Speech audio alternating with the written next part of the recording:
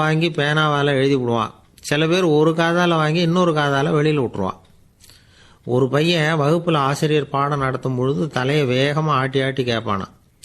ஏன்டா இப்படி தலையை இப்படி ஆட்டுற அப்படின்னு கேட்டிருக்கான் பக்கத்தில் இருந்தவன். தலையை ஆட்டினா தாண்டா ஒரு காது வழியாக உள்ளே போகிறது, இன்னொரு காது வழியாக வெளியில் வேகமாக வெளில போகும் அப்படின்னானா அந்த பையன். பிரிட்டிஷ் ஆட்சி நடந்துக்கிட்டு இருந்த காலம் 1920களின் கடைசி. அப்போ நடந்த ஒரு உண்மை நிகழ்ச்சி இது. ஒரு கல்யாண மாப்பிள்ளை ரயிலில் இறங்க போகிறார். அவரை வரவேற்க ஒரு ராஜ குடும்பமே காத்துக்கிட்டு இருக்குது. மங்களூர்லேருந்து இறங்குற அந்த மாப்பிள்ளை யார் தெரியுமா? ஒரு நாய். உண்மைதான், அந்த நாய்க்கு தான் கல்யாணம். சுதேசி சமஸ்தானத்து மன்னர்களில் ஒருத்தர் ஜூனாகட் மகாராஜா. அவரோட வளர்ப்பு நாய் ரோஷனாரா. அதுக்கு கல்யாணம் பண்ணி வைக்கணும்னு ஆசைப்பட்டார். மாப்பிள்ளை தேடினார். மங்களூர் மகாராஜாவோட வளர்ப்பு நாய் ஒன்று இருந்தது, பேரு பாபி. இது ரெண்டுக்கும் கல்யாணம் நடத்த முடிவு பண்ணார். திருமணத்துக்கு வேண்டிய எல்லா ஏற்பாடுகளையும் பண்ணுங்க அப்படின்னு உத்தரவு போட்டார். ஆயிரக்கணக்கான அழைப்புதழ்கள், பல சமஸ்தான மன்னர்கள், ஜமீன்தார்கள், பிரிட்டிஷ் அதிகாரிகள், பெரிய பணக்காரங்க, இப்படி நிறைய பேருக்கு அழைப்புதழ்கள் அனுப்பி வச்சாங்க. பத்திரிகையை பார்த்தவங்கெல்லாம் திகைச்சு போயிட்டாங்களாம். இருந்தாலும் என்ன பண்ணுறது, ராஜாவே அழைக்கிறார், போகாமல் இருக்க முடியுமா? அந்த சமயத்தில் நாட்டின் கவர்னர் ஜெனரலாக இருந்தவர் இர்வின் பிரபு. அவருக்கும் ஒரு பத்திரிகை போயிருக்குது. வாங்கி பார்த்ததும் அவருக்கு பயங்கர எரிச்சல். உடனே குப்பை தொட்டியில் போட்டுவிட்டாராம். மாட்சிமை தங்கிய பிரிட்டன் சக்கரவர்த்தியின் பிரதிநிதியான தன்னை கேவலம் ஒரு நாயின் திருமணத்துக்காக அழைக்கிறதா அப்படின்னு அவருக்கு ஆத்திரம். இருந்தாலும் கல்யாணம் பிரமாதமாக நடந்துதான். கல்யாணத்தன்னைக்கு பொண்ணுக்கு ஸ்பெஷல் குளியல், தண்ணீருக்கு பதிலாக வாசனை திரவியங்கள், பன்னீர், குளிச்சதுக்கு அப்புறம் அலங்காரம், வைர மாலை, முத்து மாலை, ஏகப்பட்ட அலங்காரம். மாப்பிள்ளையை அழைக்கிறதுக்கு ரயில்வே ஸ்டேஷனில் ராஜ குடும்பமே காத்துக்கிட்டு இருக்குது. அவங்களோட வளர்ப்பு நாய்கள் 250. அத்தனை நாய்களுக்கும் பட்டு துணி போத்தி இருக்குது. முத்து வடங்கள் அணிவிச்சிருக்கிறாங்க. எல்லாம் ராஜ நாய்கள். அதுகளையும் வீதியில் நடக்க விடலையாம். அதுகளை சுமந்துக்கிட்டு போக அலங்கரிக்கப்பட்ட யானைகள் காத்துக்கிட்டு இருக்குதான். மாப்பிள்ளைக்கு வரவேற்பு எப்படி தெரியுமா? அது நடந்து வர்ற பாதை பூரா ரத்தன கம்பளம் விரிச்சிருக்குது. 2 பக்கமும் ராஜாங்க அதிகாரிகள் கைகட்டி நிற்கிறாங்க. அரசு படை வீரர்கள் அணிவகுப்பு மரியாதை செலுத்துகிறாங்க. அந்த நாய் ராஜ மரியாதையோடு நடந்து வருது. நகையெல்லாம் போட்டுக்கிட்டு வருது. திருமண மண்டபத்துக்கு சேருது. அங்கே கல்யாணம் அமோகமாக நடக்குது. இந்த திருமணத்தை முன்னிட்டு அந்த ஜூனாகட் சமஸ்தானத்துக்கு 3 நாள் விடுமுறை வேற. கல்யாணத்துக்கு வந்திருந்தவங்களுக்கெல்லாம் ஏக தடபுடலாக விருந்து, நாட்டியம் எல்லாம் பிரமாதமாக நடந்துதான். இந்த கல்யாணத்தில் கலந்துக்க வந்திருந்த மற்ற சமஸ்தானத்து மன்னர்கள், திவான்கள், அரச குடும்பத்தினர், இப்படி அவங்க 700 பேராம். அவங்க போகிறதுக்காக விசேஷ ரயில்கள்லாம் வேற விட்டுருக்காங்க. கல்யாணம் முடிஞ்சதும் அந்த நாய் தம்பதிகளோட பெரிய பெரிய மன்னர்கள்லாம் ஒன்றா உட்காந்து சாப்பிட்டாங்களாம். ஏர் கண்டிஷன் அறையில் அந்த தம்பதிகள் கொஞ்ச காலம் வாழ்ந்துருக்கிறாங்க. கொஞ்ச நாளில் மாப்பிள்ளைக்கு மரியாதை குறைய ஆரம்பிச்சுட்டுது. வெளியில் துரத்தி விட்டாங்களாம். அந்த பெண் நாய் மட்டும் ராஜ போகங்களை அனுபவித்து வந்துதான். இந்த கல்யாணத்தை பார்த்துட்டு தொடர்ந்து மற்ற சமஸ்தானத்து மன்னர்களும் நாய் திருமணங்கள் நடத்த ஆரம்பிச்சுட்டாங்களாம். இது உண்மையில் நடந்திருக்குது. இப்படி அது இருக்கட்டும். இப்போ நம்ம கதைக்கு வருவோம். ஒரு ராஜாவுக்கு ரொம்ப நாள் கழித்து ஒரு குழந்தை பிறந்துதான். அரண்மனை ஜோசியரை கூப்பிட்டுருக்கார் ராஜா. ஜோசியரே, என் மகன் வருங்காலத்தில் சிறந்த வாள் வீரனாக வரணும்னு ஆசைப்படுறேன். வருவானாங்கிறத கொஞ்சம் பார்த்து சொல்லுங்களேன் அப்படின்னாராம். ஜோசியர் சொன்னார், மன்னா, உங்கள் புள்ள வாள் வீரனாக வர்றது கஷ்டம். ஆனால் அவரும் உங்களை மாதிரியே நாய்க்குட்டிகள் பேரில் பிரியமாக இருப்பார். அதுகளுக்கு கல்யாணமும் பண்ணி வைப்பார் அப்படின்னாராம். அது எப்படி கண்டுபிடிச்சிங்க அப்படின்னு கேட்டிருக்கார் ராஜா. அரசே, உங்கள் பிள்ளைக்கு வாள் மேலே உள்ள பிரியத்தை காட்டிலும் நாய் மேலே உள்ள பிரியம் அதிகம்ங்கிறதுக்கான அறிகுறி இப்போவே தெரியுது. நல்லா கவனித்து பாருங்க. அவர் வாழ் வாழ்னு கத்துறாரு அப்படின்னாரு. கவனித்து பார்த்துட்டு அப்படி எனக்கு காதில் விழலையே அப்படின்னாராம் மன்னர். அதனால தான் சொன்னேன், அவர் கத்துறது வாழ் வாழ்னு கத்தலை, வள்ளு வள்ளுன்னு கத்திக்கிட்டு இருக்கார். அதனால தான் அப்படி சொன்னேன் அப்படின்னாராம் அரண்மனை ஜோசியர்.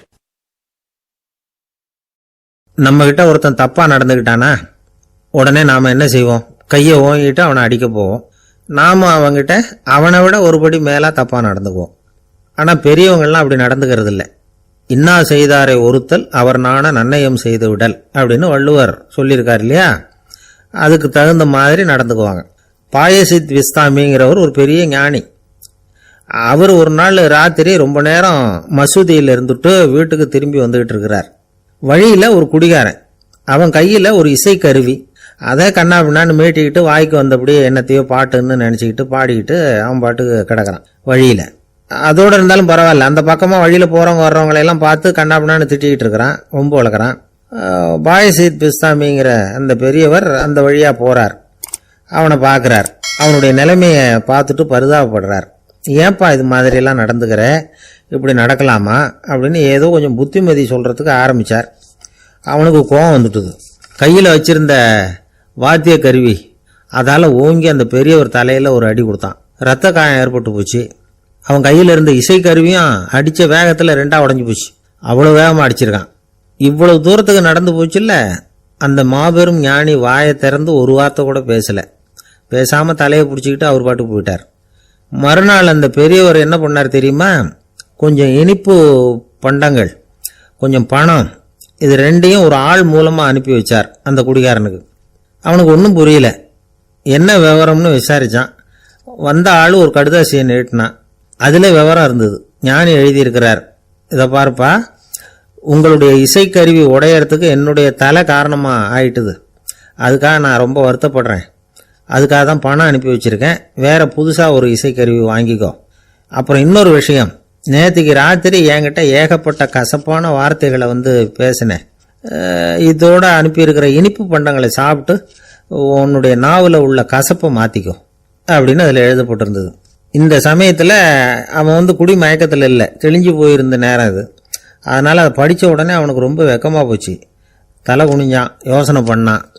கொஞ்ச நேரத்தில் தன்னுடைய நண்பர்கள் சில பேரையும் கூப்பிட்டுக்கிட்டு நேராக அந்த ஞானி இருக்கிற இடத்துக்கு ஓடினான். அவர் காலில் விழுந்தான். அவர்கிட்ட மன்னிப்பு கேட்டுக்கிட்டான். பெரியவங்களே தெரியாமல் நான் இந்த பாவ செயலை பண்ணிவிட்டேன், என்னை மன்னிச்சுங்க. உங்களுடைய பொறுமையும் போதனையும் என்னுடைய கண்ணை திறந்துட்டுது. இனிமேல் நானும் என்னுடைய நண்பர்களும் நல்ல வழியில் திருந்தி வாழ போகிறோம் அப்படின்னா. ஞானி செய்த நன்னயம் குடிகாரனை எப்படி திருத்திருக்கு பார்த்தீங்களா? இந்த கதையை கேட்டுவிட்டு ஒருத்தர் சொன்னார், என் வாழ்க்கையில் கூட அப்படி ஒரு சம்பவம் நடந்தது சார்.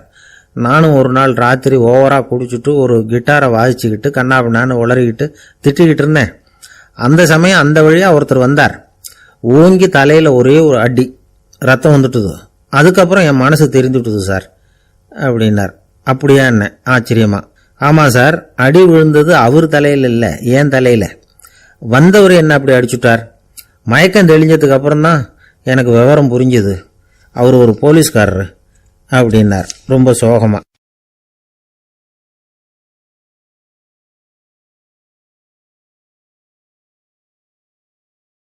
ஒரு தடவை நாரதர் ஒரு தெரு வழியாக போய்கிட்டு இருந்தார். வழியில் ஒருத்தர் வேத சாஸ்திரம்லாம் படிச்சுக்கிட்டு உட்காந்துருந்தார். அவர் நாரதரை பார்த்து எங்கே போயிட்டு இருக்கிறீங்கன்னு கேட்டார். கடவுளை பார்த்துட்டு வரலாம்னு போயிட்டு இருக்கிறேன் அப்படின்னார் நாரதர். அப்படின்னா அவர்கிட்ட எனக்கு எப்போ முக்தி கிடைக்கும்னு கேட்டுட்டு வாங்களேன் அப்படின்னார் இவர். சரி கேட்டு வரேன் அப்படின்னு சொல்லிவிட்டு நாரதர் நடந்தார். கொஞ்சம் தூரத்தில் ஒரு மரத்தடியில் ஒரு தொழிலாளி செருப்பு தைச்சிக்கிட்டு உட்காந்துருந்தார். அந்த ஆளும் அதே மாதிரி கேட்டுக்கிட்டார். எனக்கு எப்போ முக்தி கிடைக்கும்னு கடவுள்கிட்ட கேட்டுக்கிட்டு வாங்களேன்னார். அவர்கிட்டையும் சரின்னு சொல்லிவிட்டு நாரதர் நேராக வைகுண்டத்துக்கு சேர்ந்தார். கடவுளை பார்த்தார். இவங்க 2 பேரும் சொல்லி அனுப்பின விஷயத்தை பற்றி கேட்டார். அதுக்கு கடவுள் சொன்னார், அந்த செருப்பு தைக்கிற தொழிலாளி உடல் நீத்ததும் உடனே என்னை அடைவான். ஆனால் அந்த சாஸ்திரம் படித்த ஆள் இப்போதைக்கு என்கிட்ட சேரமாட்டான். அவன் இன்னமும் பல பிறவிகள் எடுத்து அங்கேயே இருக்க வேண்டியிருக்குது. எப்போ இங்கே சேருவான்னு எனக்கே தெரியாது அப்படின்னார். நாரதருக்கு இதோட ரகசியம் என்னங்கிறது புரியல. எனக்கு ஒன்றும் புரியலையேன்னாரான் கடவுள்கிட்ட. சீக்கிரம் புரிஞ்சுக்குவே, நீ திரும்பி போகிறப்போ நான் இங்கே வைகுண்டத்தில் என்ன செஞ்சுக்கிட்டு இருக்கேன்னு கேட்டால், ஒரு ஊசியின் துவாரத்தில் ஒரு யானையை கோத்துக்கிட்டு இருக்கிறேன்னு அவங்கக்கிட்ட சொல்லு அப்படின்னார் கடவுள் சிரிச்சுக்கிட்டே. நாரதர் பூமிக்கு திரும்பினார். கடவுளை பார்த்தீங்களா, எப்படி இருக்கார் அப்படின்னு விசாரித்தார் வேத சாஸ்திரம் படித்தவர். ஓ பகவானா, அவர் யானையை ஊசியின் காதில் நுழைச்சிக்கிட்டு இருக்கிறார் பார்த்தேன்னார் நாரதர். ஊசி காதில் யானையா, அது எப்படி முடியும்? நீங்கள் சொல்கிறத நான் நம்ப மாட்டேன்னு விட்டார் அவர். சரி, இந்த ஆளுக்கு இறைவன் பேரில் நம்பிக்கை இல்லை அப்படிங்கிறத நாரதர் புரிஞ்சுக்கிட்டார். அடுத்தபடியாக அந்த தொழிலாளி இருந்த இடத்துக்கு போனார். இறைவனை பார்த்தீங்களான்னு கேட்டார் அவர். பார்த்தேன், ஒரு ஊசி துவாரத்தில் யானையை கோத்துக்கிட்டு இருந்தார் அப்படின்னு சொல்லிவிட்டு நாரதர் அந்த ஆள் முகத்தை கவனிச்சார். அந்த தொழிலாளி இதை கேட்டுட்டு கொஞ்சம் கூட ஆச்சரியப்படலை. அவரால் முடியாத காரியம் கூட உண்டானார். என்ன இப்படி சொல்கிற, ஊசியின் துவாரத்தில் யானையை கோக்க முடியும்னு நீ நம்புறியா அப்படின்னு கேட்டார் நாரதர். நிச்சயமாக நம்புறேன்னார் அவர். அது எப்படி அப்படின்னு கேட்டார் இவர். இதை பாருங்க, நான் இந்த ஆலமரத்தடியில் தான் தினமும் உட்காந்துருக்கிறேன். தினமும் இந்த மரத்திலிருந்து எவ்வளவோ பழம் கீழே விழுது. இந்த பழத்தில் இருக்கிற ஒவ்வொரு விதையிலேயும் உள்ள ஒரு ஆலமரம் இருக்குது. ஒரு சின்ன விதைக்குள்ள ஒரு பெரிய ஆலமரம் இருக்க முடியுங்கிறப்ப ஊசி துவாரத்தில் கடவுள் யானையை நுழைய வச்சாருங்கிறத ஒத்துக்கிறதுல என்ன கஷ்டம் இருக்கு அப்படின்னு ரொம்ப சர்வசாதாரணமாக பதில் சொன்னாராம் அந்த தொழிலாளி. நாரதர் யோசனை பண்ணார். இந்த தொழிலாளி வேத சாஸ்திரங்களையெல்லாம் படிக்கலைன்னா கூட அறிவுபூர்வமாக சிந்திச்சு இறைவனை நம்புகிறான். அதனால தான் கடவுள் இந்த ஆளுக்கு சீக்கிரம் முக்தி கிடைக்கும்னு சொன்னார் அப்படிங்கிறத புரிஞ்சுக்கிட்டாராம். இந்த கதையில் வர்ற கடவுள், நாரதர், வைகுண்டம் இதெல்லாம் ஒரு பக்கம் இருக்கட்டும், ஒரு சின்ன விதைக்குள்ள ஒரு பெரிய ஆலமரம் தூங்கிக்கிட்டு இருக்கு அப்படிங்கிற உண்மை, அந்தரத்தில் 1000 கிரகங்கள் சுற்றிக்கிட்டு இருக்குங்கிற உண்மை, இதெல்லாம் நாம் பார்த்துக்கிட்டு தானே இருக்கிறோம். இந்த உண்மைகள் அதிசயமாக நமக்கு தெரியறதுனால அதை நம்பாமல் இருந்துட முடியாது. இயற்கையை பரிபூர்ணமாக நம்புங்கள், அந்த நம்பிக்கையே நம்ம வாழ்க்கைக்கு ஆதாரம் அப்படிங்கிறத விளக்கறதுக்காக தான் இந்த கதை. இந்த காலத்தில் நம்ம பிள்ளைங்களுக்கெல்லாம் இது மாதிரி நம்பிக்கை அதிகமாகவே இருக்குது. ஒரு நாள் ஒரு சின்ன பையன்கிட்ட கேட்டேன், ஏன்பா கடவுள் ஒரு பானைக்குள்ளே ஒரு யானையை நுழைய வச்சுட்டாருன்னு சொன்னால் அதை நீ நம்புவியா அப்படின்னு கேட்டோம். நம்புவேன் சார், அது ஒன்றும் பெரிய அதிசயம் இல்லைன்னா. எப்படிறான்னு கேட்டோம். எப்படின்னா அந்த பானை அந்த யானையை விட பெருசாக இருந்திருக்கும், அவ்வளவுதான் அப்படின்னு சொல்கிறான். ஒரு நீதிமன்றம், அங்கே ஒரு கொலை வழக்கு சம்பந்தமாக விசாரணை நடந்துக்கிட்டு இருக்குது. அந்த வழக்கறிஞர் ரொம்ப தீவிரமாக வாதாடிக்கிட்டு இருக்கிறார். தன்னுடைய கட்சிக்காரர் நிரபராதிங்கிறது அவருக்கு நல்லா தெரியும். அதனால தான் அவர் சார்பாக வாதாடுறதுக்கே ஒத்துக்கிட்டார். அப்படி அவர் மும்முரமாக வாதாடிக்கிட்டு இருக்கிற சமயத்தில் அவசரமாக தந்தி ஒன்று சேர்ந்தது. அதை வாங்கி படித்து பார்த்தார். அதுக்கப்புறம் அதை மடித்து தன்னுடைய கோட்டு பையில் வச்சுக்கிட்டு தொடர்ந்து வாதாட ஆரம்பிச்சிட்டார். பேசி முடித்தார். அதுக்கப்புறம் அங்கே கோர்ட்டில் இருந்த சக வக்கீல்கள் அவர்கிட்ட வந்தாங்க. தந்தி ஒன்று வந்ததே, என்ன விஷயம் அப்படின்னு விசாரிச்சாங்களாம். அப்போ அவர் சொல்லியிருக்கிறார், ஊரில் சிகிச்சைக்காக போயிருந்த என்னுடைய மனைவி இறந்து போனதாக தந்தி வந்திருக்குது அப்படின்னாராம். மற்ற வக்கீல்களுக்கு அதிர்ச்சி. என்னங்க இது, மனைவி இறந்ததை விட கேஸு முக்கியமாக உங்களுக்கு அப்படின்னு கேட்டிருக்கிறாங்க.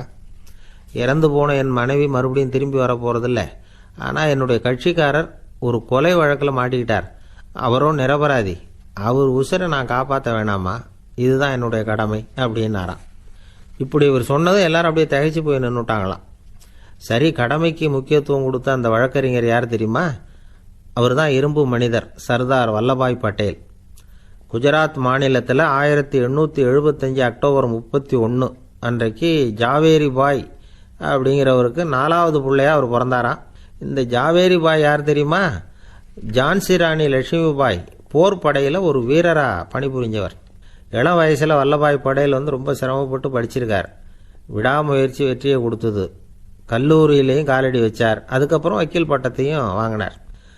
பிரிட்டிஷ் ஆட்சி நடந்துகிட்டு இருந்த சமயம் குஜராத்தை சேர்ந்த பர்டோலி தாலுகாவில் விவசாயிகள் மேலே அரசாங்கம் திடீர்னு நில வரியை வசதிவிட்டு தான். ஏழை விவசாயிகள் ரொம்ப கஷ்டப்பட்டுருக்காங்க. அரசாங்கம் வரி செலுத்தாத விவசாயிகளின் நிலங்களையெல்லாம் ஜப்தி செஞ்சுதான். அரசாங்கத்தை எதிர்க்கிறவங்களையெல்லாம் கைது பண்ணி சிறையில் அடைச்சுட்டாங்களாம். சில பேர் வீடு வாசல் ஆடு மாட்டையெல்லாம் விற்று கூட வரி கட்ட வேண்டிய நிலைமைக்கு ஆளாயிட்டாங்க. வழக்கறிஞர் வல்லபாய் படேல் நில வரியை உடனே ரத்து பண்ணணும் அப்படின்னு பம்பாய் கவர்னருக்கு ஒரு கடிதம் எழுதினார். எந்த பலனும் இல்லை. உடனே எல்லா விவசாயிகளையும் அணி திரட்டினார். அதுக்கு தானே தலைமை தாங்கினார். சத்தியாகிரகம் நடத்தினார். அந்த பகுதியில் எந்த வேலையும் நடக்கலை. வேற வழி இல்லை. ஆட்சியாளர்கள் உடனே வரியை ரத்து பண்ணாங்க. சிறையில் இருந்தவங்களெல்லாம் வெளில விட்டாங்க.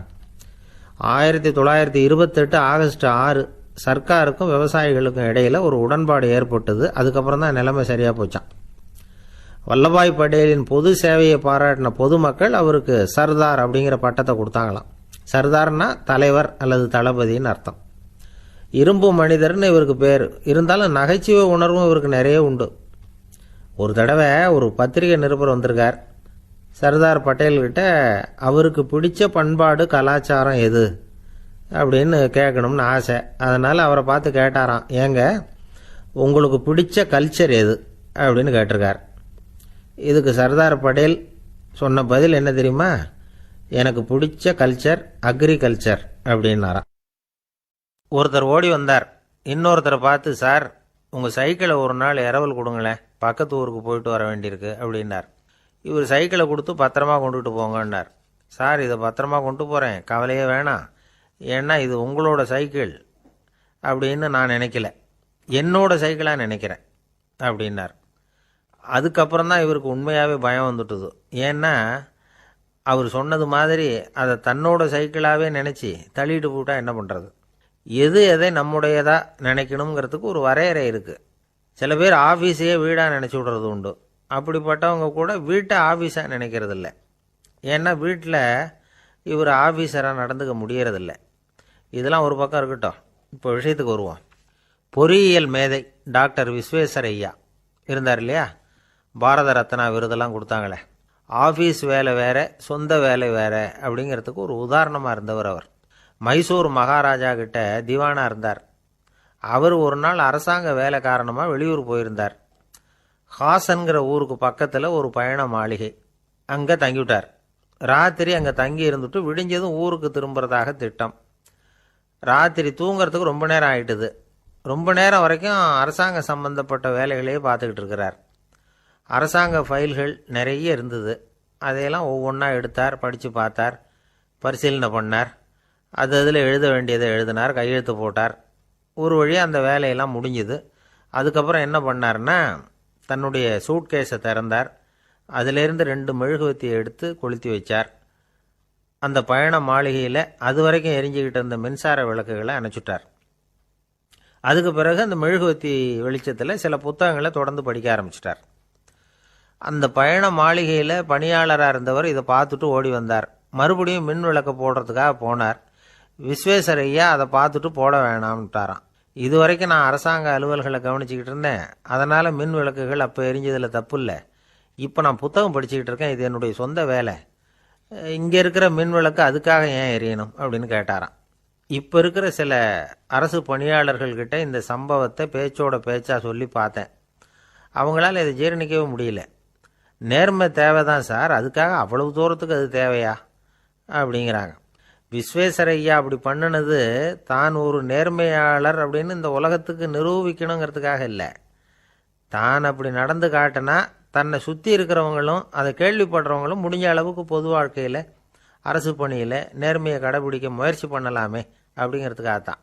இப்போவும் சில பேர் இருக்கிறாங்க, இவங்க ஆஃபீஸ் வேற வீடு வேறன்னு நினைக்கிறது இல்லை, அவ்வளோ உரிமை. ஒருத்தர் அப்படிதான், அவருக்கு அவசரமாக 5000 ரூபா தேவைப்பட்டது. ஆஃபீஸு பணத்தை எடுத்துக்கிட்டார். அந்த நேரம் பார்த்து ஆடிட் வந்துட்டுது, ஆப்பிட்டுக்கிட்டார். விசாரணை நடக்குது. அவர் சொல்கிறார், சார் நான் நேரம் காலம் பார்க்காம ஆஃபீஸில் வேலை செய்வேன், ஏன்னா அதை என்னோட ஆஃபீஸாக நினைக்கிறேன். அவசரத்துக்கு அந்த பணத்தை எடுத்தேன், மறுபடியும் வச்சுடலாம்னு தான் இருந்தேன், அதுக்குள்ளே இப்படி ஆகிட்டுது.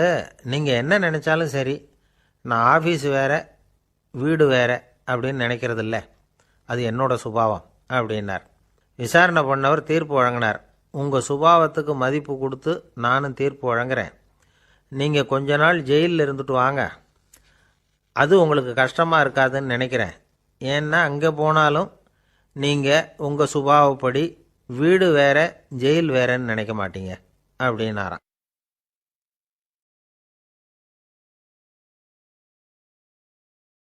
ரொம்ப பேருக்கு கூட்டத்தில் பேசுறதுன்னா பயம்.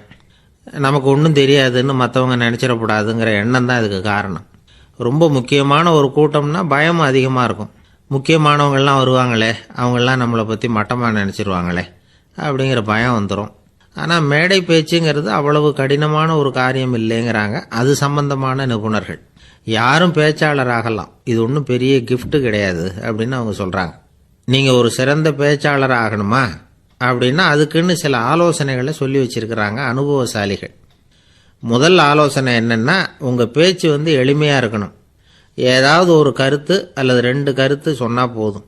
20 அல்லது 30 கருத்துக்களை சொல்லிகிட்டே போகக்கூடாது. 2வது ஆலோசனை, நீங்கள் என்ன பேச போகிறீங்கிறது முதல்ல உங்களுக்கு நல்லா புரியணும். அதுக்கப்புறம் தான் அதை அடுத்தவங்களுக்கு புரிய வைக்க முடியும். எப்படி ஆரம்பிக்க போகிறோம், எந்த கருத்தை முக்கியமாக வலியுறுத்த போகிறோம், எப்படி முடிக்க போகிறோம் அப்படிங்கிறத முதல்ல நல்லா சிந்திச்சு மனசில் வச்சுக்கணும். கடைசியாக என்ன சொல்கிறீங்களோ அதுதான் கேட்குறவங்க மனசில் நிற்கும். மூணாவது ஆலோசனை என்னென்னா, உங்கள் பேச்சு சுருக்கமாக இருக்கணும். ஒரு 15 நிமிஷம் பேசுறது ரொம்ப பொருத்தம். மணிக்கணக்கில் பேசிக்கிட்டு இருக்கிறது நல்லதில்லை. நாலாவது ஆலோசனை, நீங்கள் பேசுறது உண்மையாக இருக்கணும்.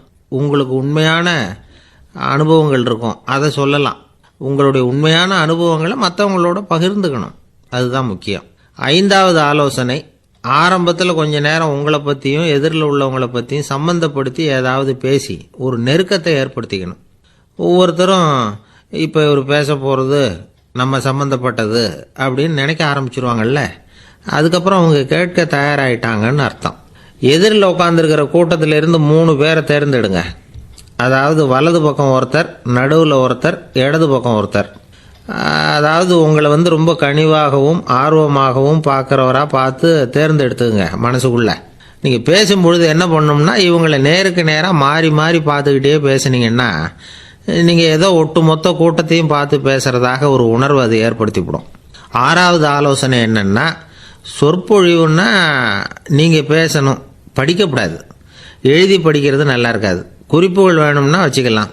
படிக்கிறது பேப்பர்லேருந்து வர்றது மாதிரி இருக்கும், பேசுறது இதயத்திலேருந்து வர்றது மாதிரி இருக்கும். அப்புறம் ஏழாவது ஆலோசனை சொல்கிறாங்க.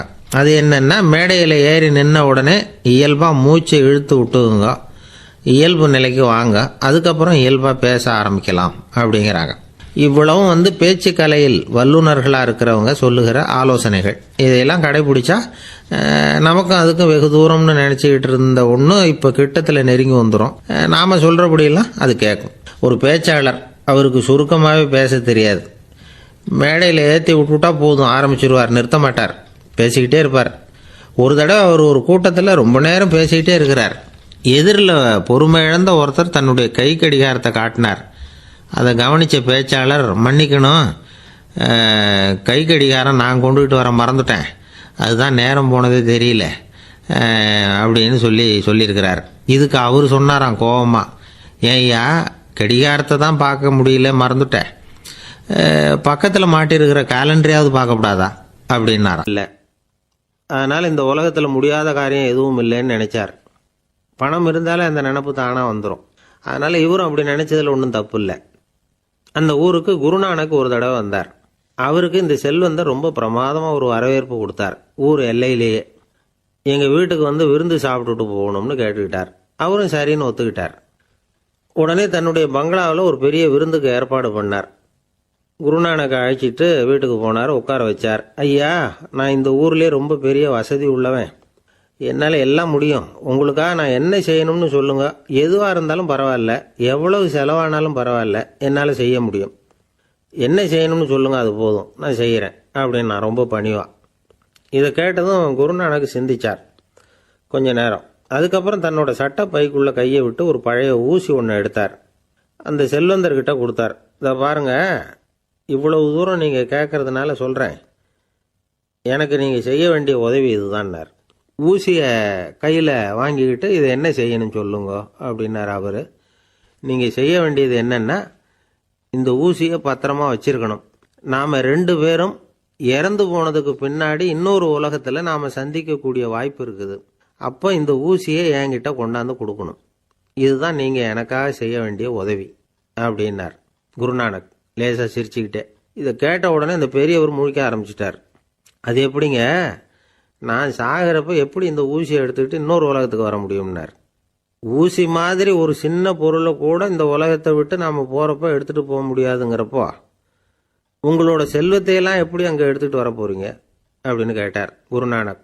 அதுக்கப்புறம் தான் அந்த பெரியவர் யோசிக்க ஆரம்பித்தாராம். குருநானக் சொல்கிறார், இதை பாருங்க, நாம் செய்கிற நல்லது கெட்டது தான் கடைசி வரைக்கும் நம்ம கூட இருக்கும். அடுத்தவங்க நல்லா இருக்கணுங்கிறதுக்காக பொருளை செலவு செய்யணும், அப்படி செய்யலைன்னா எந்த பிரயோஜனமும் இல்லை அப்படின்னார். அதுக்கப்புறம் தான் அந்த செல்வந்தரின் அறிவு கண் திறந்து தான். உடனே குருநானக்கை வணங்கினார். ஐயா, என்கிட்ட இருந்த ஆணவம் போயிட்டுது, இனிமேல் என்கிட்ட இருக்கிற செல்வத்தை நல்ல வழியில் செலவழிப்பேன் அப்படின்னாராம். நம்மகிட்ட இருக்கிற பணம் எப்பவும் நம்ம கூடவே வந்துக்கிட்டு இருக்காதுங்கிறதுக்கு இது ஒரு உதாரணம். அதுக்காக நாம் பணம் சேர்க்கறத பற்றி கவலைப்பட வேண்டியதில்லை, பேசாமல் படுத்து தூங்கிட்டு இருந்தா போதும் அப்படின்னு இதுக்கு அர்த்தம் பண்ணிக்கப்படாது.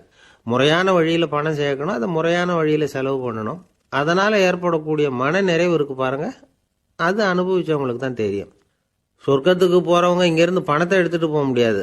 ஆனால் நம்ம செல்வத்தை இங்கே மற்றவங்களுக்கு பயன்பட செய்து அதனால் ஏற்படுற புண்ணியம் இருக்கு பாருங்க, அதை எடுத்துகிட்டு போக முடியுமா. இதுதான் ஆன்மீகவாதிகள்லாம் சொல்கிற கருத்து. ஜான் நியூட்டன் ஒருத்தர், அவர் சொன்னார், நான் எப்போவாவது சொர்க்கத்துக்கு போய் சேர்ந்தேன்னா அங்கே 3 அதிசயங்களை பார்ப்பேன்னார். என்னன்னு கேட்டாங்க. நான் யார் யார் இருக்க மாட்டாங்கன்னு நினச்சிக்கிட்டு இருந்தேனோ அவங்களில் சில பேர் அங்கே இருப்பாங்க, அது ஒரு பெரிய அதிசயம்னார். சரி, அடுத்தது என்ன? 2வது அதிசயம் என்னன்னா, அங்கே இருப்பாங்கன்னு நான் எதிர்பார்த்த சில பேர் அங்கே இருக்க மாட்டாங்க அப்படின்னார். சரி, 3வது பெரிய ஆச்சரியம் என்ன அப்படின்னா, நான் அங்கே இருக்க பாருங்க, அதுதான் அந்த 3வது அதிசயம் அப்படின்னாராம். கடலில் போய்கிட்டு இருக்கு, புயல், சூறாவளி, அலையெல்லாம் பெருசு பெருசாக ரொம்ப உயரமாக உண்டாகுது.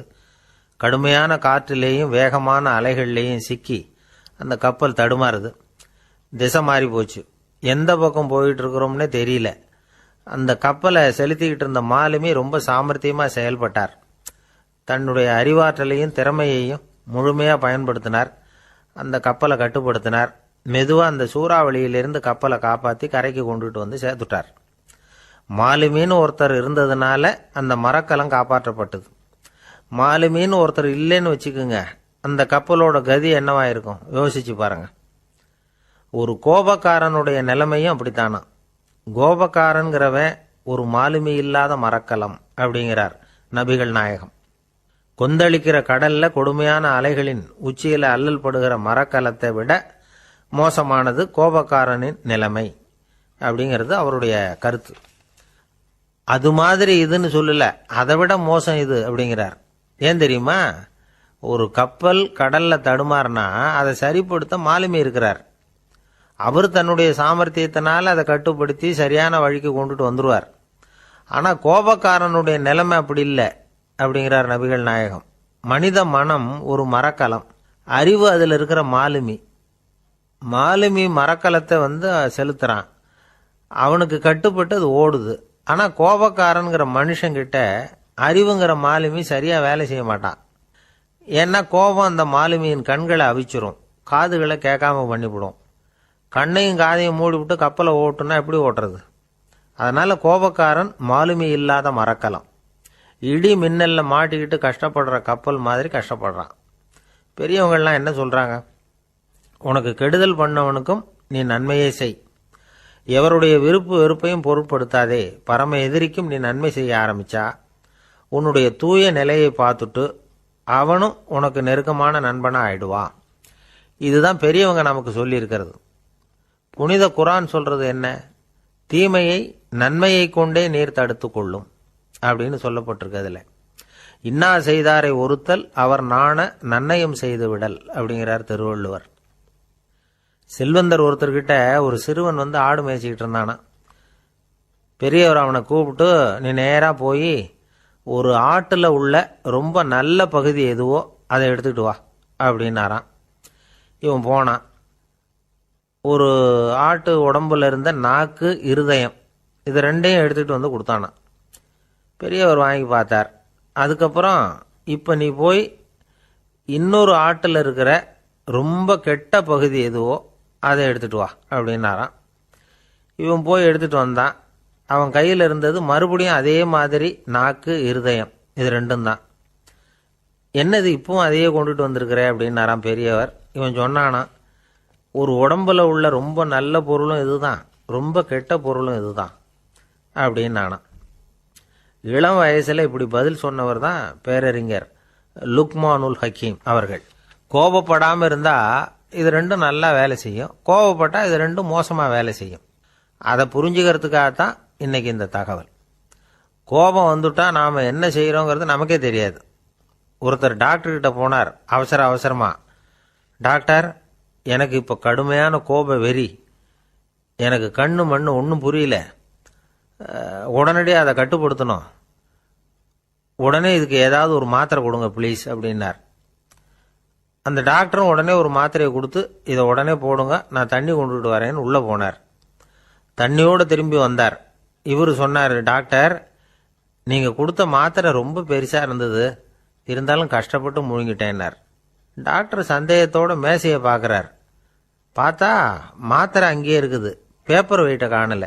தானத்தில் சிறந்தது எது அப்படின்னு ஒரு கேள்வியை கேட்டு, தானத்தில் சிறந்தது நிதானம் அப்படின்னு அதுக்கு ஒரு பதிலும் சொல்கிறவங்க உண்டு.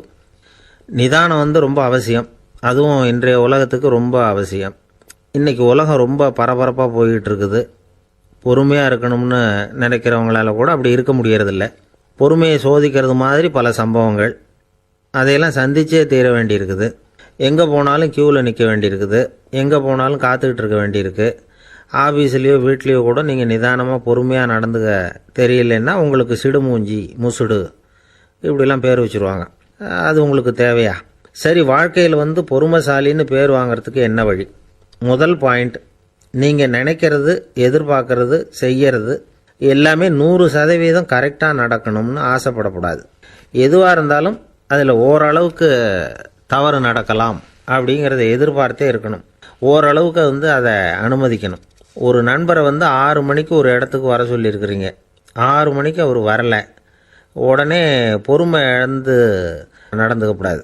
ஒரு 10 நிமிஷம் டிலே ஆகலாம். ஒரு வர்ற வழியில் பஸ்ஸு கூட ஏதாவது டிராஃபிக்கில் மாட்டியிருக்கலாம். அதெல்லாம் எதிர்பார்த்தே கொஞ்சம் காத்திருக்கிறதுல ஒன்றும் தப்பு இல்லை. சில சமயம் டிலே ஆகிறது கூட நல்லதாக முடியும்.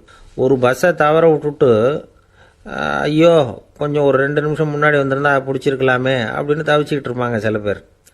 அடுத்தபடியாக வர்ற பஸ்ஸு நேரடியாக நீங்கள் போக வேண்டிய இடத்துக்கே கொண்டு போய் விடுற பஸ்ஸாக கூட இருக்கலாம்.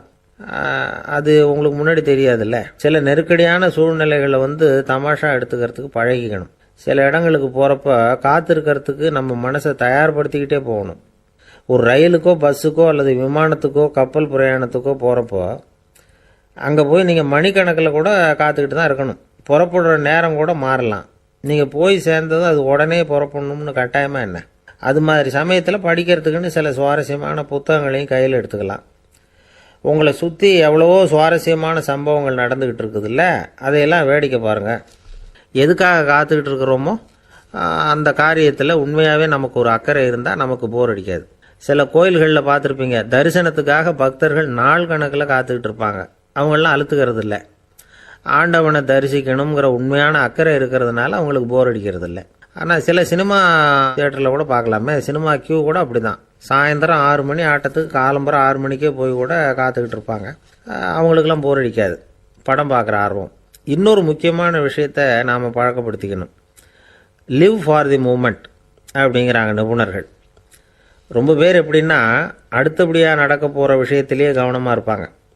அந்த நினைப்புலேயே இந்த நிமிஷத்தை பொறுமை இல்லாமல் கழிப்பாங்க. ஒருத்தர் இருக்கார், அவர் எப்படின்னா ஆஃபீஸ் முடியறதுக்குள்ளேயே சார் 5 மணிக்கெல்லாம் ரெடியாக இருங்க, நாம் அந்த ஹோட்டலில் போய் டிஃபன் சாப்பிட்ணும் அப்படின்னு 4 மணிலேருந்து சொல்லிகிட்டு இருப்பார். 4:55 பரபரப்பாக ஓடி வருவார். 2 பேரும் புறப்படுவோம், ஹோட்டலுக்கு போவோம், சாப்பிட்டுக்கிட்டு இருப்போம். அப்படி சாப்பிட்டுட்டு இருக்கிறப்ப சார் சாப்பிட்டு முடித்ததும் நேராக ஒரு ஜவுளி கடைக்கு போகிறோம் அப்படிம்பார். பரபரக்க சாப்பிட்டு முடிப்பார், புறப்படுவார். ஜவுளி கடையில் அவசரமாக சீக்கிரம் பில் போடுங்க சார், சினிமாவுக்கு நேரம் ஆகிடும்பார். சினிமா தியேட்டரில் உட்காந்து அடுத்தபடியாக எங்கே டின்னர் சாப்பிட்றதுன்னு யோசனை பண்ணிகிட்டு இருப்பார். ராத்திரி படுக்கையில் விழுந்ததுக்கு அப்புறமும் நாளைக்கு காலையில் எழுந்திரிச்சதும் அதை பண்ணணும் இதை பண்ணணும்னு திட்டம் போட்டுக்கிட்டே இருப்பார். அதாவது எப்பவும் அடுத்த நிமிஷம், அடுத்த நாள், அடுத்த வாரம், அடுத்த வருஷம், இதுதான் அவங்க சிந்தனை. இந்த நிமிஷம் என்ஜாய்மெண்ட்டை அவங்க இழந்துடுறாங்களாம். அதனால தான் வாழ்நாள் பூரா பொறுமையின்மை, அவஸ்தை, அல்லல். அதனால் நாம் எல்லாரும் வாழ்க்கையில் நிதானமாக இருக்கிறதுக்கு கற்றுக்கணுமா. அதுக்காக இந்த நிதானத்துக்கு வேறு விதமான அர்த்தம் பண்ணிக்கக்கூடாது. ஒருத்தர் அப்படித்தான் ஒரு தடவை அவருடைய குதிரை காணாமல் போயிட்டு தான். அதுக்காக அவர் கவலைப்படலை, நிம்மதியாக இருந்தார், சந்தோஷமாக இருந்தார். என்ன சார் இது, உங்கள் குதிரை திருட்டு போயிட்டுதுங்கிறீங்க, நீங்கள் கவலைப்படாமல் இருக்கிறீங்களே அப்படின்னு கேட்டாங்களாம். அதுக்கு அவர் சொல்லியிருக்கார், நல்ல வேலை சார், கட்டியிருந்த குதிரை காணாமல் போயிருக்குது. நான் அது மேலே உட்காந்துருக்கிற சமயம் அது காணாமல் போயிருந்ததுன்னா, திருட்டு போயிருந்ததுன்னா நானும் சேர்ந்துல காணாமல் போயிருப்பேன் அப்படின்னாராம். ஒரு நாள் காலை நேரம் ஒரு குரு படுக்கையை விட்டு எழுந்திருக்கிறார். உடனே சீடர்களை பார்த்து எல்லாரும் இப்படி வாங்கங்கிறார். எல்லாரும் வர்றாங்க வேகமாக. என்னங்க வேணும் உங்களுக்கு அப்படிங்கிற மாதிரி எல்லாரும் குருவை பார்த்தாங்க பயபக்தியோட. குரு அந்த சீடர்களை பார்த்து, இதை பாருங்கள், இப்போ நான் ஒரு சிக்கலான விவகாரத்தில் மாட்டிக்கிட்டு இருக்கிறேன், அதை நீங்கள் தீர்த்து வச்சா நல்லதுன்னார். சீடர்களுக்கு ஒன்றும் புரியல. என்ன இது இவர் இப்படி சொல்கிறாரு, நமக்குள்ள எல்லா விவகாரங்களையும் தீர்த்து வைக்கிறவர் நம்ம குருநாதர், அவருடைய விவகாரத்தை நாம் தீர்த்து வைக்கிறதா, ஆச்சரியமாக இருக்குதே, குருநாதருக்கே சிக்கலா அப்படின்னு யோசனை பண்ண ஆரம்பித்தாங்க. இருந்தாலும் ரொம்ப பணிவாக கேட்டாங்க, சுவாமி உங்களுக்கே சிக்கலா? இந்த உலகத்து சிக்கல்களுக்கும் சிரமங்களுக்கும் அப்பாற்பட்டவர் அல்லவா தாங்கள், அப்படிப்பட்ட உங்களுக்கு சிக்கல்னா அது எப்படி அப்படின்னாங்க. எனக்கு ஏற்பட்டிருக்கிற சிக்கல் அவ்வளவு பெருசு, ரொம்ப பெரிய விவகாரம் அது அப்படின்னார் குரு. கொஞ்சம் விவரமாக சொல்லுங்க அப்படின்னாங்க இவங்க. இப்போ அந்த குரு விவரத்தை சொன்னார். அதாவது நேற்று ராத்திரி நான் ஒரு கனவு கண்டேன். அந்த கனவில் நான் ஒரு பட்டாம்பூச்சியாக மாறிட்டேன். அப்படி மாறி ஒவ்வொரு மலராக பறந்து போய் உட்காந்து தேன் சாப்பிட்டேன் அப்படின்னார். சீடர்கள் இதை கேட்டதும் ரொம்ப திகைச்சு போயிட்டாங்க. என்ன இது ஒரு பெரிய பிரச்சனையா? ஒரு சாதாரண கனவு கண்டதுக்காகவா இந்த காலை வேளையில் நம்மளையெல்லாம் குருநாதர் இவ்வளவு அவசரமாக கூப்பிட்டுருக்கார் அப்படின்னு நினச்சாங்க. இருந்தாலும் கேட்டாங்க, இதில் என்ன சிக்கல் சுவாமி? கனவுங்கிறது எல்லாருக்கும் வரத்தானே செய்யும் அப்படின்னார் ஒரு சீடர். சீடர்களே, பிரச்சனை அது இல்லை. நான் இன்னைக்கு காலையில் கண்ணு முழிச்சு பார்த்தப்போ நான் நானாக மறுபடியும் மாறிட்டேங்கிறத தெரிஞ்சுக்கிட்டேன். இதில் சிக்கல் என்னன்னா, இப்போ அந்த பட்டாம்பூச்சி தான் நானாக ஆயிட்டதாக கனவு கண்டுகிட்டு இருக்கா அப்படிங்கிறது தான். ஒரு மனுஷன் பட்டாம்பூச்சி ஆகிறதாக கனவு காண முடியுங்கிறப்போ அந்த பட்டாம்பூச்சியும் மனுஷனாக ஆகிறதாக கனவு காண முடியும் இல்லையா? இப்போ எனக்கு யதார்த்த நிலை தெரியணும், எது நிஜம்னு தெரியணும். நேற்று ராத்திரி நான் கண்டது கனவா, அல்லது இது பட்டாம்பூச்சி கண்டுகிட்டு இருக்கிற கனவா? இதுதான் குரு கேட்ட கேள்வி. இதை கேட்டதும் சீடர்கள் ரொம்ப குழம்பி போயிட்டாங்க. சுவாமி, இது வரைக்கும் நாங்கள் தூங்குறப்ப பார்க்கறது கனவுன்னும் மூழ்கிக்கிட்டு இருக்கிறப்ப பார்க்கறது நனவுன்னு நம்பிக்கிட்டு இருக்கிறோம். இப்போ எங்களை ரொம்ப குழப்பிட்டீங்க, இதுக்கு பதில் சொல்ல எங்களுக்கு சக்தி இல்லை அப்படின்னு சொல்லிவிட்டாங்களாம். அதுக்கப்புறம் அந்த குரு சொன்னாராம், நினைவு தான் முக்கியமான அம்சம். முடிவு கட்டம்னா பகலின் நினைவுகளை விட இரவின் கனவுகளே ரொம்ப உண்மை. ஒருத்தன் தூங்க போனால் தூங்கிக்கிட்டே இருந்தால் அவன் காணும் கனவு பொய்ங்கிறத அவன் உணர மாட்டான். ஒவ்வொரு கனவும் காணும் பொழுது அது ரொம்ப உண்மையாக தான் தெரியுது. ஒரு கனவு கூட உண்மை இல்லைன்னு கனவுல தோன்றுவதே இல்லை அப்படின்னார் குரு. அகில வாழ்வு அத்தனையும் சொற்பனம் கண்டாய் அப்படிங்கிறார் தாயுமானவர். ஆகையினால நம்ம கனவுலேருந்து நாம் என்னைக்கு முழிச்சிக்க போகிறோம் அப்படிங்கிறது தான் ஒரு முக்கியமான கேள்வி. ஒருத்தர் வந்தார், காலில் கட்டோடு வந்தார். என்னங்க காலில் கட்டுன்னு? சார், நேற்று ராத்திரி தூக்கத்தில் எங்கள் வீட்டு கூரையில் ஏணியை சாத்தி வச்சு இறங்கினப்போ வழுக்கி விழுந்து காலை உடச்சிக்கிட்டேன்னார்.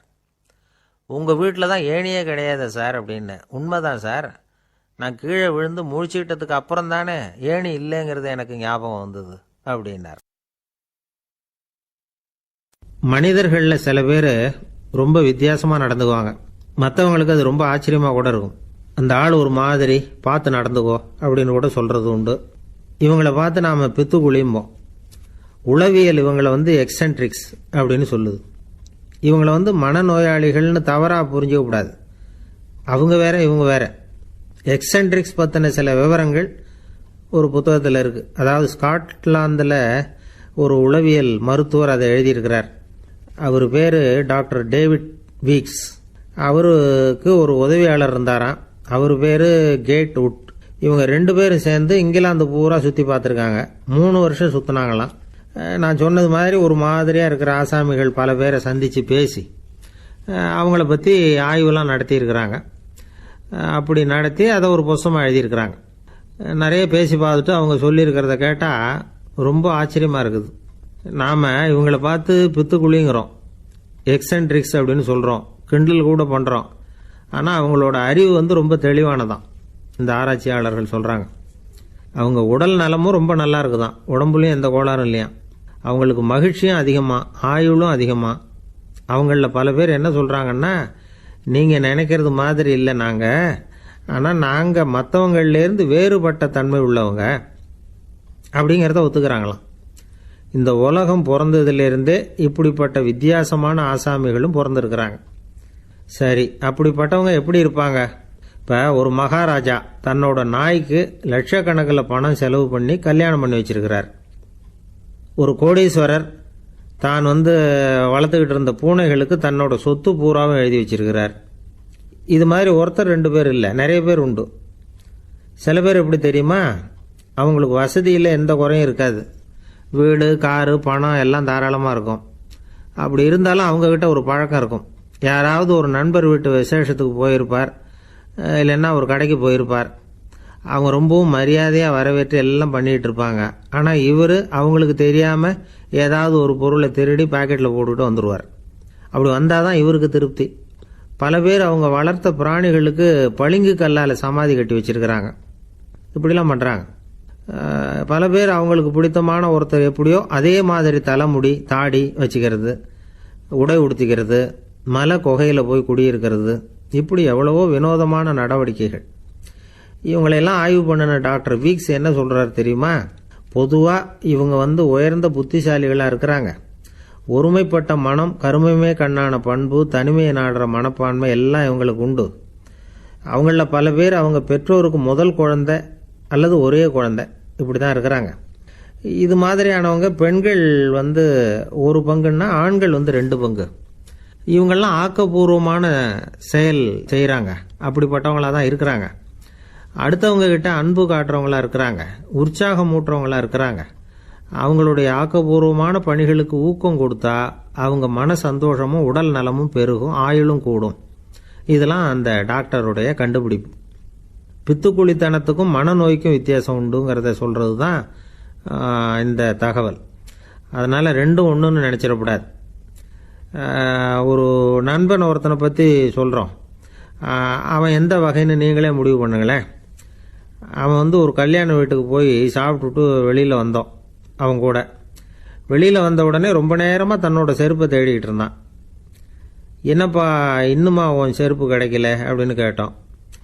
இல்லை என்னது முன்னாடியே கிடைச்சுட்டுது, அதை விட நல்லதாக ஏதாவது கிடைக்குமான்னு பார்க்குறேன் அப்படின்னா.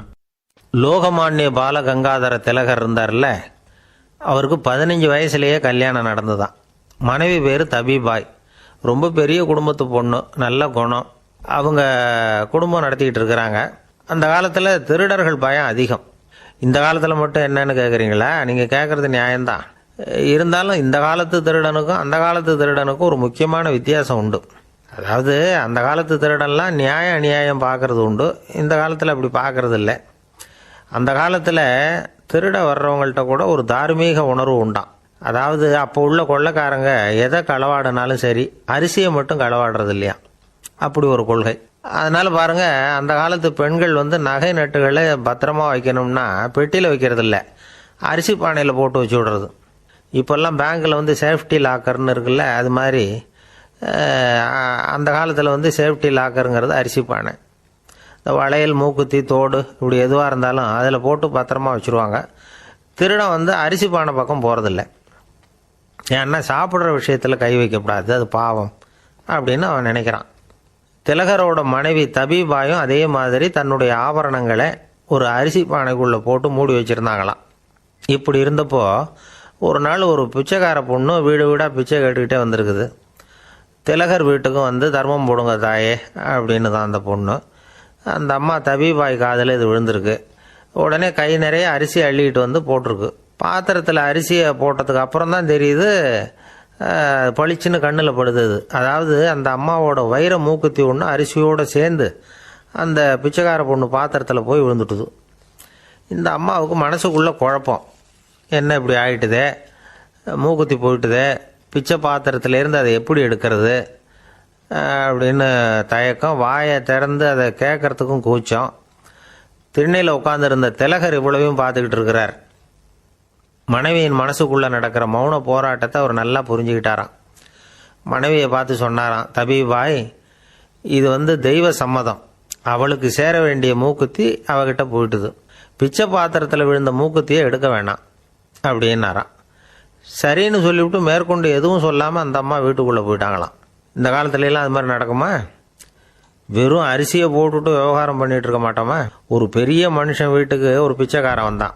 ஐயா, நாங்கள் பிச்சைக்காரங்கள்லாம் சேர்ந்து ஒரு சங்கம் வச்சுருக்குறோம், அதுக்கு நிதி சேர்க்குறோம், அதுக்கு ஒரு 100 ரூபா கொடுத்தீங்கன்னா எங்களுக்கு பெரிய உதவியாக இருக்கும் அப்படின்னானா. அதெல்லாம் ஒன்றும் கொடுக்க முடியாது போ அப்படின்னாராம் அவர். அப்படின்னா ஒரு 50 ரூபாயாவது கொடுங்களேன் அப்படின்ட்டுருக்கான். அதுவும் முடியாதுன்னு சொல்லிவிட்டார்.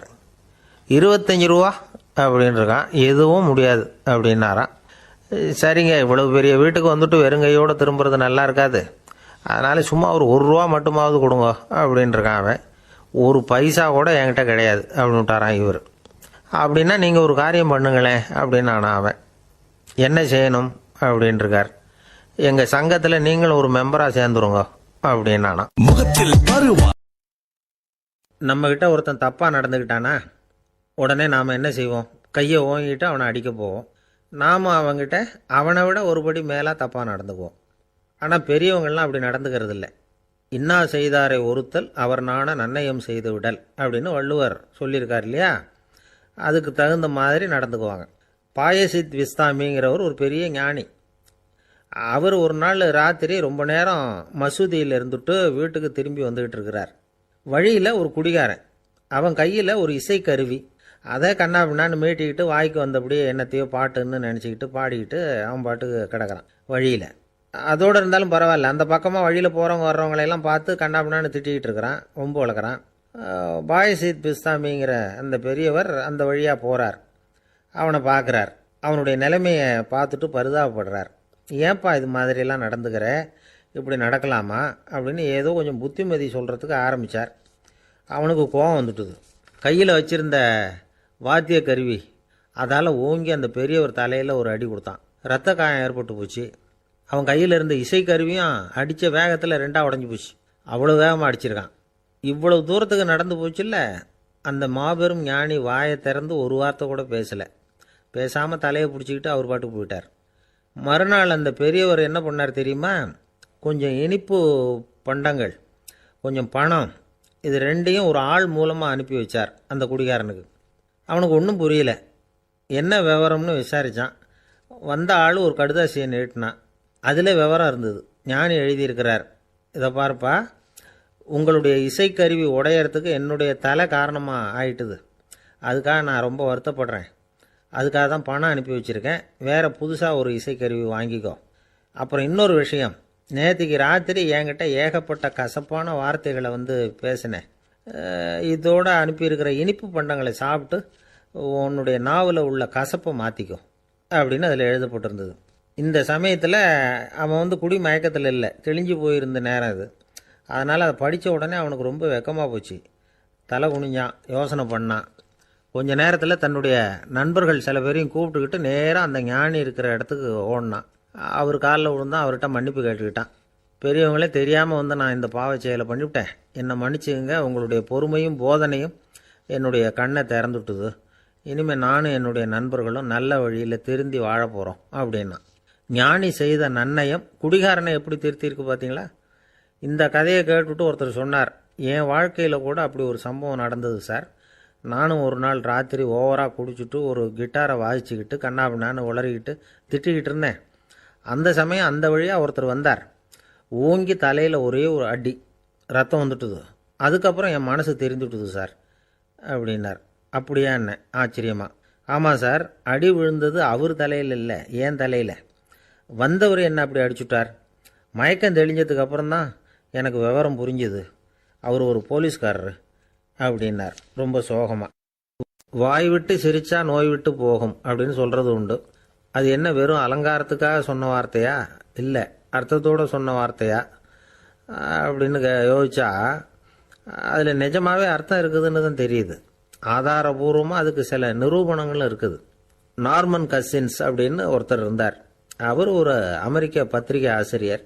அவருக்கு ஏதோ ஒரு விதமான அழற்சி நோய், இன்ஃப்ளமேஷன் டிசீஸ். அது டாக்டர்கள்லாம் அதுக்கு என்ன விதமான வைத்தியமும் கிடையாது அப்படின்னு சொல்லி பல இதெல்லாம் பார்த்துட்டு கடைசியாக சொல்லிவிட்டாங்க, அதுக்கு வைத்தியமே இல்லைன்ட்டாங்க.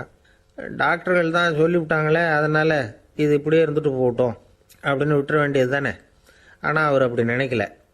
உடனே அவர் என்ன பண்ணார்னா, ஆஸ்பத்திரி ரூமை காலி பண்ணார். ஹோட்டலில் போய் ஒரு ரூம் எடுத்துக்கிட்டார். அங்கே போனார். தினமும் அவருக்கு பிடிச்ச தமாஷான படங்களை எல்லாம் டிவியில் போட்டு பார்த்துக்கிட்டு இருந்தார். சிரிப்பு வரக்கூடிய புத்தகங்களை எல்லாம் படித்தார். கொஞ்ச நாள் ஆச்சு. அவருக்கு இருந்த தொந்தரவு குணமாக ஆரம்பிச்சிட்டுது. இதை கேள்விப்பட்ட உடனே பழைய டாக்டர்கள்லாம் ஓடி வந்தாங்க. ஓடி வந்து பார்க்குறாங்க. அவர் உடம்பை சோதனை பண்ணி பார்க்குறாங்க. பார்த்தா அவர் உடம்பு குணமாகறதுக்கு உதவியாக இருந்தது சிரிப்பு தான் அப்படிங்கிறத விஞ்ஞானபூர்வமாக அவங்க ஒத்துக்கிட்டாங்களாம். இருந்தாலும் சிரிப்பு வந்து எந்த முறையில் எந்த விதத்தில் உதவி பண்ணுது அப்படிங்கிறத இன்னமும் சரியாக புரிஞ்சிக்க முடியல. ஆனாலும் ஒரு சில விஷயங்கள் மட்டும் புரியுது. அது என்னன்னா, சிரிப்பு வந்து சுவாசத்தை மேம்படுத்துது, ரத்த அழுத்தத்தை குறைக்குது, உடம்பு குணமாகறதுக்கே உரிய சில ஹார்மோன்கள் அதிகமாக உருவாகி வர்றதுக்கு வழி செய்யுது. இந்த அளவுக்கு தான் சிரிப்போட செயல்பாட்டை நாம் புரிஞ்சிக்க முடியுது. இருந்தாலும் இதை பற்றி கண்டுபிடிக்க வேண்டியது இன்னமும் ஏராளமாக இருக்குது. அதையெல்லாம் விவரமாக கண்டுபிடிக்கிற வரைக்கும் நாம் காத்துக்கிட்டு இருக்க வேண்டியதில்லை. இப்போவே தாராளமாக சிரிக்கலாம். அதில் என்னத்துக்கு சிக்கணும்? காசா பணமா? சிரிப்புன்னா ஹாஹான்னு சத்தம் போட்டு சிரிச்சாதான் உடம்புக்கு நல்லதுன்னு இல்லை. லேசான புன்னகை கூட உடம்புக்கு நல்லது செய்யுமா. லேசாக புன்னகை பூத்தா அந்த சமயத்தில் நாம் எப்படி ஆகுது நம்ம உடம்புன்னா, உடம்பு பூரா அமைதி அடையுதான். இதையும் ஆதாரபூர்வமாக கண்டுபிடிச்சி தான் சொல்கிறாங்க. எப்போவாவது மனசு சங்கடமாக இருக்கிறப்போ கொஞ்சம் முயற்சி பண்ணி முகத்தில் புன்னகையை கொண்டுகிட்டு வந்து பாருங்கள். அதோட சுகம் வந்து உங்களுக்கு அனுபவித்து பார்த்தா தான் தெரியும். கண்ணும் உதடும் மலரும் பொழுது இருக்கிற ஆனந்தமே ஆனந்தம் அப்படிங்கிறாங்க அனுபவித்து பார்த்தவங்க. வாழ்க்கையில் நாம் தமாஷா இருக்கணும்னா அதுக்கு சில வழிகளையும் அவங்க சொல்லி வச்சிருக்கிறாங்க. முதல்ல நீங்கள் உற்சாகமாக இருக்கிறவங்க கூடவே அதிகமாக பழகணும். அவங்க கூடவே அதிக நேரம் இருக்கிறது மாதிரி பார்த்துக்கணும். அழுது வடிகிறவங்ககிட்டயே இருக்கக்கூடாது. அவங்கள அவாய்டு பண்ணுங்க. அவங்கள விட்டு விலகி வந்துடுங்க. உங்கள் முன்னாடி இருக்கிறவர் எப்பவும் மூஞ்சியை தொங்க போட்டுக்கிட்டே இருக்கிறவராக இருந்தால் கொஞ்ச நாளில் உங்கள் முகமும் அப்படியே ஆகிடுமா. ஜாக்கிரதையாக இருக்கணுமா. ரெண்டாவது, எடுத்ததுக்கெல்லாம் சீரியஸ் ஆகிடக்கூடாது. எதையும் நிதானமாக வந்து யோசிக்கணும். அடுத்தவங்க நம்மளை மதிக்கணுங்கிறதுக்காக நாம் பகட்டாக நடந்துக்கிறதுக்கு ஆசைப்படக்கூடாது. உங்களுக்கு பிடிச்ச தமாஷான வீடியோ படங்கள், புத்தகங்கள் இதையெல்லாம் லிஸ்ட்டு போட்டுக்கிட்டு முடிஞ்ச அளவுக்கு வாங்கி சேர்த்து வீட்டுக்குள்ளேயே ஒரு லைப்ரரி உண்டாக்கிக்கலாம். ஒரு பெரிய பிஸ்னஸ்மேன், ரொம்ப வெற்றிகரமாக பிஸ்னஸ் பண்ணுறவராம். அவர் எப்படின்னா அடிக்கடி ரயிலில் பிரயாணம் பண்ணுறப்போ நியூஸ் பேப்பரை வச்சுக்கிட்டு ரொம்ப சுவாரஸ்யமாக படிச்சுக்கிட்டே போகிறான். நியூஸ் பேப்பரில் அப்படி என்ன சுவாரஸ்யமான விஷயம் அப்படின்னு எட்டி பார்த்தா அதுக்குள்ளே ஒரு காமிக் புஸ்தகத்தை வச்சுக்கிட்டு படிச்சுக்கிட்டு இருப்பாராம். என்னங்க அப்படின்னு கேட்டால், என் மனசு லேசாக இருக்கிறதுக்கு இது ரொம்ப உதவியாக இருக்குது அப்படின்னு பாரான். அது ஒரு பக்கம் இருக்கட்டும். சிரிப்புன்னா எல்லா விதமான தமாஷும் உடம்புக்கு நல்லதுன்னு நினைச்சிடக்கூடாதான். ஜேம்ஸ் கரோல் அப்படிங்கிற அமெரிக்க உளவியல் நிபுணர் என்ன சொல்றாரு தெரியுமா? அடுத்தவங்களை குறை சொல்றது, கேலி பண்றது, நையாண்டி பண்றது, இது மாதிரியான நகைச்சுவையெல்லாம் நல்லது செய்யறது இல்லைங்கிறார் அவர். அடுத்தவங்களை தொந்தரவு பண்ணாத ஜோக்குகள் தான் எப்பவும் நல்லது. யாராவது ஜோக்கு சொன்னால் தாராளமாக சிரிக்கணும். ஒருத்தர் வந்தார், இன்னொருத்தரை கூட அழைச்சிக்கிட்டு வந்து என்கிட்ட காட்டினார். அவர் தன்னுடைய முகத்தை ரொம்ப சீரியஸாக வச்சுக்கிட்டு இருந்தார். என்னங்க விஷயம் அப்படின்னு விசாரித்தோம். வந்தவர் எங்களை பார்த்து சொன்னார், சார், இவர் கூட ஒரு பெரிய ப்ராப்ளம்னார். என்னன்னு, ஏதாவது ஒரு ஜோக்கு சொன்னால் உடனே சத்தம் போட்டு சிரிக்க ஆரம்பிச்சுடுறார் சார் அப்படின்னார். ஜோக்கை கேட்டுட்டு சிரிக்க ஆரம்பித்தா அது ப்ராப்ளம் இல்லையே அப்படின்னு சொன்னோம். சிரிக்க ஆரம்பிக்கிறது ப்ராப்ளம் இல்லை சார், ஆனால் அப்படி ஆரம்பிக்கிற சிரிப்பு அதுக்கப்புறம் நிறுத்தவே மாட்டேங்கிறார். நாள் கணக்கில் அது பாட்டுக்கு போயிட்டு இருக்கு, அதுதான் ப்ராப்ளம் அப்படின்னார் அவர். வாழ்க்கையில் சில சந்தர்ப்பங்களில் நாம் சில அவமானங்களை சந்திச்சே தீர வேண்டியிருக்கு. என்ன பண்ணுறது, காலம் அப்படி. அவமானப்படுறவங்க உடனே அடங்கி போயிடுறது தான் உலக வழக்கம். அவமானப்பட்டால் உடனே சீறி எழறவங்களும் உண்டு. ஆனால் அதையே ஒரு சவாலாக எடுத்துக்கிட்டு முன்னுக்கு வர்றவங்களும் சில பேர் இருக்கிறாங்க. அவங்க ரொம்ப அபூர்வம். இன்றைக்கி மனோதத்துவ நிபுணர்கள்லாம் என்ன சொல்கிறாங்க தெரியுமா? அவமானப்பட்டுட்டா உடனே அடங்கி போயிடக்கூடாதான். அதையே ஒரு சவாலாக எடுத்துக்கிட்டு மனசில் ஒரு வைராக்கியத்தோட முயற்சி பண்ணினா வாழ்க்கையில் எல்லாரும் முன்னேறலாமா. அவமானங்கிறத நாம் வைராக்கியமாக மாற்றிக்கணும். அதுதான் வெற்றிக்கு வழி. ராமர் இந்த பூமியில் பிறந்ததே ஒரு வைராக்கியத்தினால தான் சார் அப்படின்னார் ஒருத்தர். எப்படிங்க அது அப்படின்னு கேட்டேன்.